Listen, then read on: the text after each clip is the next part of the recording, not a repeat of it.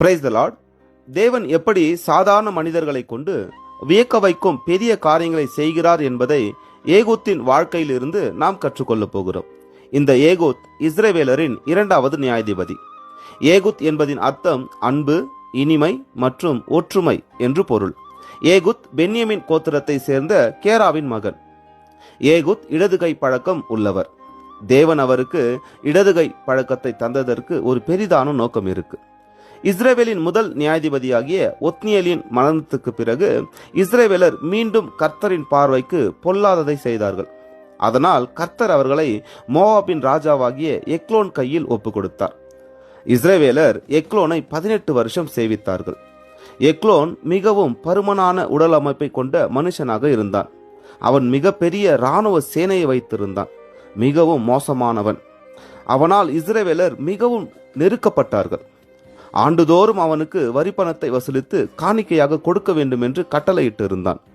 அவன் கேட்பதையெல்லாம் இஸ்ரவேலர் கொடுக்க வேண்டியதாய் இருந்தது. இப்படிப்பட்ட மோசமான ராஜாவாகிய எக்லோனை அழித்து இஸ்ரவேலரை ரட்சிக்க கர்த்தர் தெரிந்தெடுத்த பாத்திரம்தான் ஏகூத் என்கிற இடது கை பழக்கமுள்ள சாதாரண மனுஷன். ஒரு நாள் இஸ்ரவேலர் வரிப்பணங்களை வசூலித்து அதை ஏகூத்தின் கையில் கொடுத்து எக்லோனின் அரண்மனையில் கொடுத்துவிட சொன்னார்கள். இந்த சமயத்தை ஏகூத் தனக்கான ஒரு வாய்ப்பாக பயன்படுத்தி கொண்டார். ஏகூத் இருபுறம் கருக்கும் ஒரு முழ நீளமுமான ஒரு கத்தியை உண்டு பண்ணி அதை தன் வலதுபுற இடுப்பிலே வைத்துக் கொண்டான். சாதாரணமாக எல்லாரும் இடதுபுறமாக தான் ஆயுதம் வைப்பார்கள். ஏகூத் இடது கை பழக்கமுள்ளவன் என்பதால் வலதுபுறம் வைத்தால் யாரும் கண்டு கொள்ள மாட்டார்கள் என்று ஞானமாய் செயல்பட்டான். அதோடு கூட பொறுமையாய் எக்லோனிடம் பேசி அவனை தனியே அழைத்து போய் குத்தி போட்டான். பின்பு அங்கிருந்து தப்பி இஸ்ரவேலரை கூட்டிக் கொண்டு 10,000 பேரை கொன்று போட்டான். இப்படி இஸ்ரவேலர்கள் எக்லோனிடத்திலிருந்து மீட்கப்பட்டு 80 வருஷம் சமாதானமாய் வாழ்ந்தார்கள். தேவன் ஒரு சாதாரண மனுஷனை கொண்டு தேசத்திலே பெரிய எழுப்புதலை கொண்டு வந்தார். பாருங்க, ஏகூத் தன்னிடத்தில் இருந்த குறையை, அதாவது இடது கை பழக்கத்தை குறைவாக எண்ணாமல் அதன் மூலமாய் தேவனுடைய திட்டத்தை நிறைவேற்றினான்.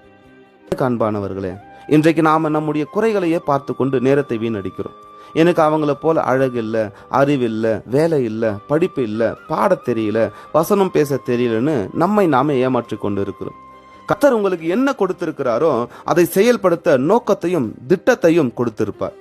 ஏகூத்தை போல ஆத்ம பாரத்தோடு தேசத்தின் ஜனங்களுக்கு ரட்சிப்பை தர வேண்டும் என்கிற எண்ணத்தோடு தேவனிடத்தில் உங்களை ஒப்பு கொடுங்க. உங்கள் குறைகளில் கர்த்தர் உங்களை நிறைவாக பயன்படுத்துவார்.